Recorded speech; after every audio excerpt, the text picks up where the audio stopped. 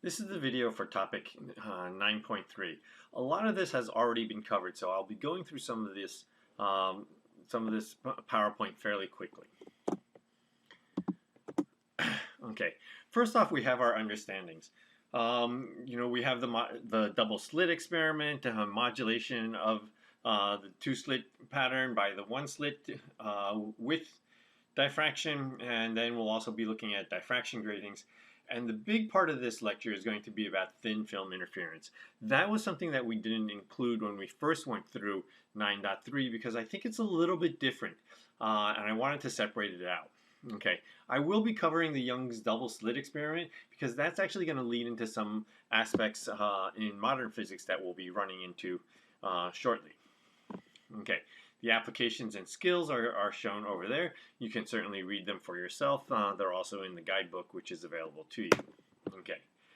Under guidance, we have the various guidance here. We'll be going through that. And then we have the formulas, okay? We've already talked about the n lambda equals d sine theta formula and how we derive that and the various changes that we need to do to that formula for single slit and small angle approximations.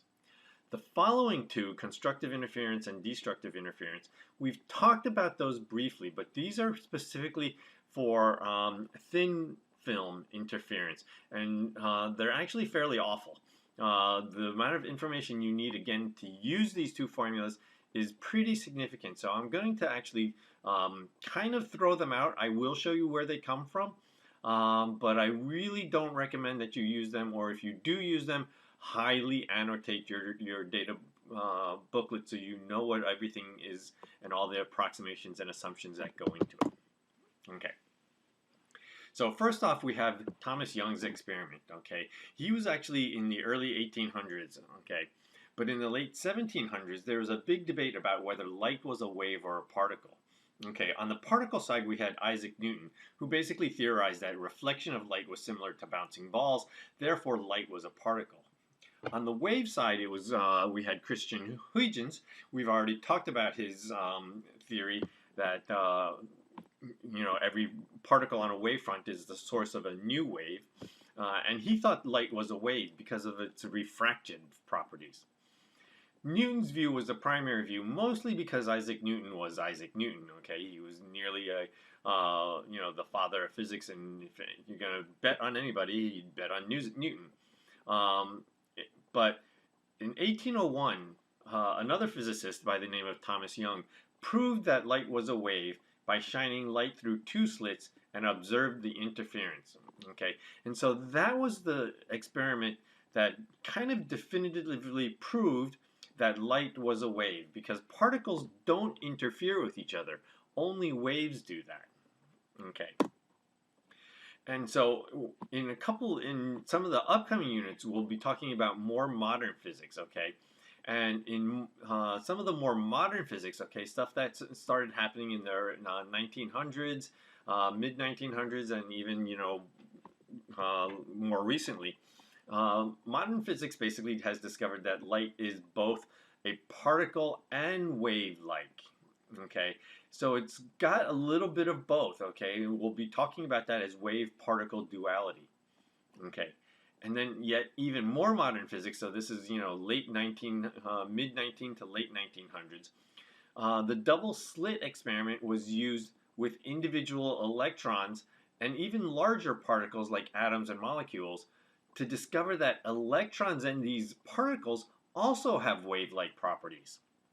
Okay, so it's not just light that has wave-like properties, but also other particles. So by extension, the theory is that all particles have wave-like properties, and this leads to some of the discussion that you may have heard about or about string theory. And this will be discussed more in the quantum physics unit. Not the string theory aspect, but certainly the wave-like properties of particles. Okay, this is the stuff I'm going to go through fairly quickly because we've seen it. These are actually the same slides that we've seen before, okay? But when I have multiple slits, or actually double slits, the interference pattern is a little bit clearer compared to the single slit pattern. Waves from each source interfere on the same path difference principle that we've been talking about. If the two wave sources have a half a wavelength path difference, then the interference is destructive, and if it's an integer path difference, then it ends up being constructive. Okay, and so we've seen that in various scenarios. Okay, and then we have our double slit formula that we're going to go through. We've already gone through, and basically you generally just use n lambda equals d sine theta. Yes, for small angles theta, then theta could approximately be described as s, the distance on the screen, divided by capital D, the distance from the slits to the screen. Okay. Some of the concepts that we've seen here about what happens if I change frequency or the number of slits and stuff like that, that all shows up here. Okay. A big aspect of this unit also is the fact that the width of the slits, even when I have double slits, makes kind of an envelope, okay, that the double slit has to fit with inside. So on the bottom here, okay, the pink wave picture is basically the double slit interference pattern, okay, whereas the larger envelope in blue is the diffraction from the single slit. Okay, when I merge the two of them together, okay, you still have the peaks that you have from the double slit, but the peaks as I move away from the center won't be as high. And in fact, you could even have a missing order as shown in this picture, okay, because of that single slit envelope. Okay, but you have to remember that it's still there. Okay, that missing order is still there, so the next order out would be m equals 4, okay, not m equals 3. Okay, we'll be running into things that are called diffraction gratings as well. Okay, diffraction gratings are used to view optical spectra. Okay, and optical spectra is again something we'll encounter in the next unit. Okay, but what they do is that they effectively separate different wavelengths of light, kind of like the way a prism is used to separate light into a rainbow. Okay, this is similar to the diffraction grating spectroscopes that we will be using. Okay, what they do is they basically take a light source that you can look through, and it'll separate out the different frequencies. Okay, in this case it's white light, and I have a continuous spectrum. Okay, in the units coming forward, our light sources will be more of a specific element, and then we'll see the absorption or the emission spectrum associated with those elements. Okay, for now we don't really need to know about that. We're focusing on the diffraction gratings. Okay, well, diffraction gratings are more than double slits. Okay, they actually have many lines and are usually described as so many lines, m lines per millimeter. Okay, unfortunately, what we need to do is we need to find line spacing. So to do that, what we do is invert that line count to millimeters per m lines, and then convert to meters per m lines. So for example, a diffraction grating has 1,000 lines per millimeter. If you can imagine a millimeter, okay, that's a very small distance. And by sticking 1,000 lines per millimeter in there, the line spacing must be fairly small. To calculate that, we basically take that 1,000 lines per millimeter and invert it. When we do that, we get 1 millimeter per 1,000 lines, or basically converting to meters, 0.001 meters per 1,000 lines. Okay, doing the math so that I'm down to just distance per line, it turns out it's only 1 micrometer or 1 micrometer spacing between lines. And so that's the d that we would use in n lambda equals d sine theta. Okay, so we can use that double slit formula for the diffraction gratings, the n lambda equals d sine theta, and we can see the different bands, okay, the different orders. In this case, though, the orders are going to be entire sets of rainbows. Okay, so the central line in this case is white because all the colors there blended together. They're all at the central maximum. Okay, but red is also going to be farther away than blue. The reasoning for that is that red has a longer wavelength than blue. So if you want to think of it as the longer wavelength, longer distance from the central maximum, that's a fair approximation of what's going on. Okay, and your orders are separated by entire rainbow band. So every rainbow band will look like it will be an entire order. Okay, so that brings us to thin film interference. Okay, which is the primary focus of this lecture. But thin film interference explains why soap bubbles and oil films also have a rainbowy look. Okay, iridescence in nature is also explained by thin films. So here's a couple of pictures of a razor blade floating on a pool of oil, or in the other case, kind of a hand being thrust through a soap bubble. Okay, and the iridescence in the wings of a butterfly can also be explained by thin film interference. So what is thin film interference? Okay, well, before we get there, I want to go back to the discussion about wave reflections. Okay, because remember how a wave is reflected when it hits a different interface? Okay, what we have is an incoming wave on the light rope, the blue one, and it hits the interface with a heavy rope. The difference here is going to be the speed of the wave on the two ropes, okay? On the light rope, the speed is pretty fast. On the heavy rope, the speed is fairly slow. When the wave comes in, part of that energy is transmitted, part of it is reflected. Okay, let's look at that. Okay, notice that the reflected wave comes back on the other side. Okay, so when you're going from a fast medium to a slow medium, okay, the wave is reflected 180 degrees phase shifted. Okay, this is often called out of phase. Okay, and so that's what happens to the reflected wave. In the opposite scenario, where you have a heavy rope, the wave is coming in on the heavy rope and then moving to the slow rope, the phase doesn't shift. Okay, look at the reflection. The reflection is on the same side as that it came in on. Okay, so when you're going from a slow medium to a fast medium, the wave does not change phase. It maintains its phase. Okay, in either case, the transmitted wave is always in phase.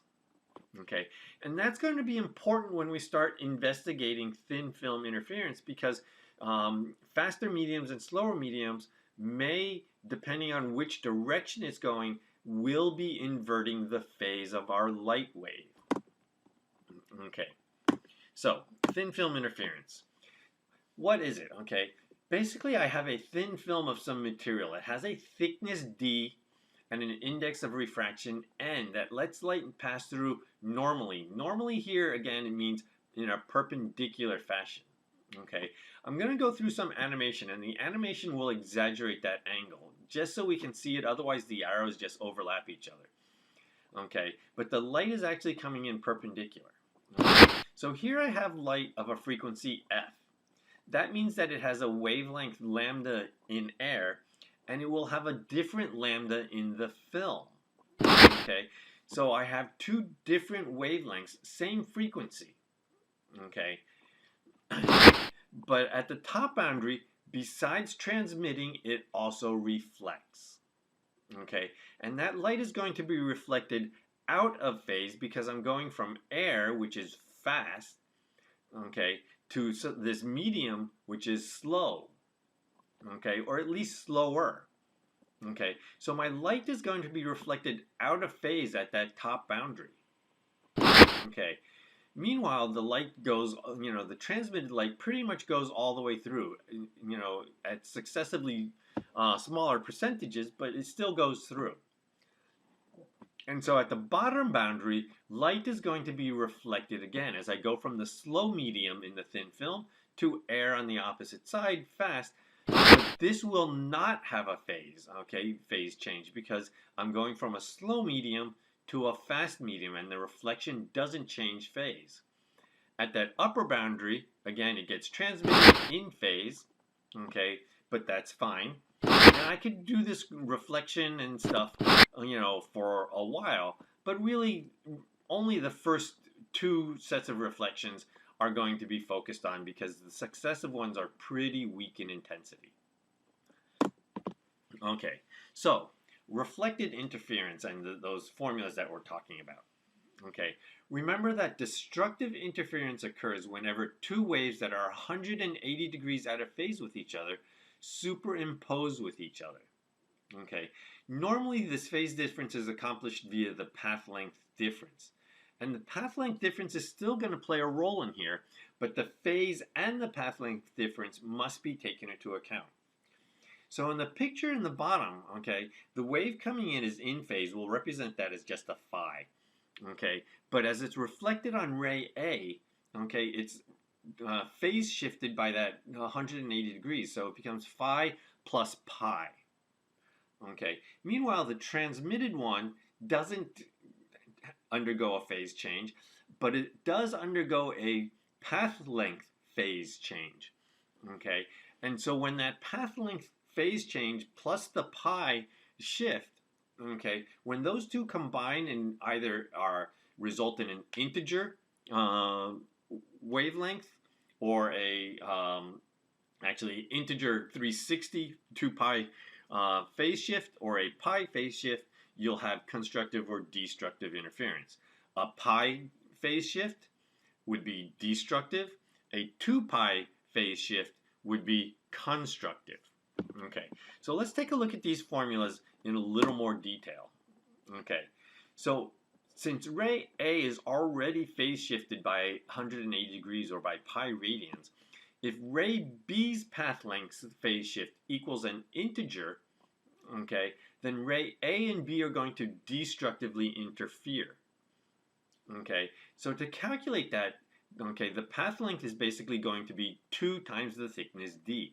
Okay, it has to go down and then back. So that's the extra path length that the light has to travel between A and B. So we can basically say then that 2D divided by the wavelength in the film is going to equal some integer m.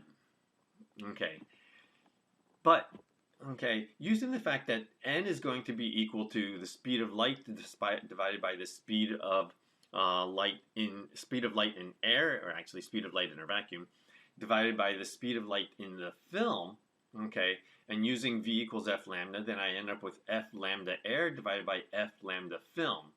Well, the frequency for both are the same, and so that cancels out, and I'm basically left with just n is equal to the wavelength in air divided by the wavelength in the film. Okay, and it's the wavelength in the film that has to be the 2D that matches the wavelength. Okay, the 2D over lambda film. Okay, so when you go through the a little more math, you get this formula that says that 2 times the thickness D, okay, times the index of refraction n has to equal some integer times lambda, the wavelength in air.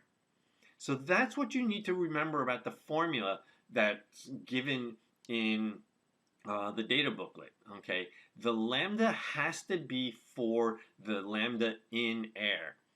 But this is a very specific situation. Okay, it's the situation that belongs with the fact that there was only one phase shift. Okay, only A was phase shifted, and the wavelength was given to you in air. Okay, and not only that, but we're also talking about the reflective interference, because there could be a situation where it's transmittive interference. Okay, so you need to be very, very careful, and I'm going to actually teach you another method. Okay, what you need to focus on though is that the phase shift and the path length difference. Okay, and we'll look into that in a couple slides.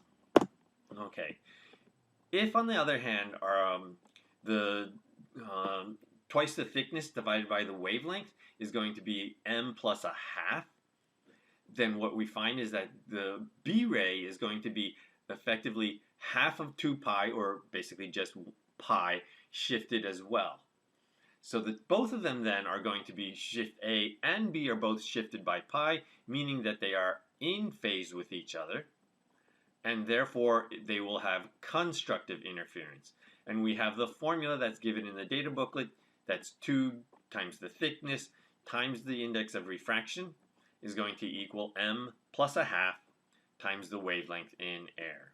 Again, this is a very specific situation, and I actually don't recommend that you remember these, that you use these formulas, okay? Because you could have a transmittive situation. In this case, the A ray, the thicker ray, is transmitted with no interference whatsoever, okay, with no phase shift whatsoever. The B ray, however, also has no phase shift, but it does have a 2D extra path length. So again, when 2D divided by the wavelength in the film is either a half of 2 pi or an integer multiple of 2 pi, then we'll either have constructive or destructive interference. In this case, however, the formulas are flipped. Okay, notice my constructive interference is 2dn equals m lambda air, whereas before it was 2dn equals m plus 1/2 lambda air. So our formulas are flipped. And this is why I don't like using the formulas in the data booklet. Okay, because they're for overly specific situations, and it's an almost guarantee that they won't use that situation. Instead, I would prefer that you actually reason out what's going on, calculate the phase shifted between the A ray and the B ray, and see, does it constructively interfere or does it destructively interfere? Okay, so let's look at the general approach. Okay, the general situation is you're going to have a thin film sandwiched between two mediums of different speeds. N1 and N3 may be air, but sometimes they're not. Okay, so my recommendation to you is to, first off, label the mediums as fast, faster, fastest. Okay, pay attention to the ends. The smaller the N, the faster the medium. So let's just arbitrarily, we're going to just arbitrarily label them for now, okay? But label each of them as fast, faster, fastest, and then calculate lambda for each medium. They'll either give you frequency or lambda for one of the mediums, okay? And then you need to calculate it for the other mediums, okay? As you get better at this, you'll usually find you don't need to do N3. But for now, let's just look at all three of them. The next thing that I would recommend you do is draw the rays that will interfere, okay? Much like they're drawn here, okay? Draw them the same way, okay? Label each ray with whether it undergoes 0 phase shift or a pi phase shift. Remember, anytime you go from a fast medium to a slow medium, so that's why you label them fast, faster, fastest, okay? From a slower medium to a faster medium, it undergoes a pi phase shift.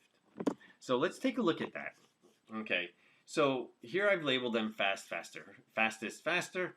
Okay, meaning that it's actually air or something like that sandwiched between two slower mediums. Okay, and so then you need to ask yourself, well, where are the rays? So the first one reflects off of the N1, N2 interface, and the second one reflects off the N2, N3 interface. Okay, and only the N2, N3 interface, because I went from a fastest to a faster, okay, so therefore that wave will undergo a pi phase shift.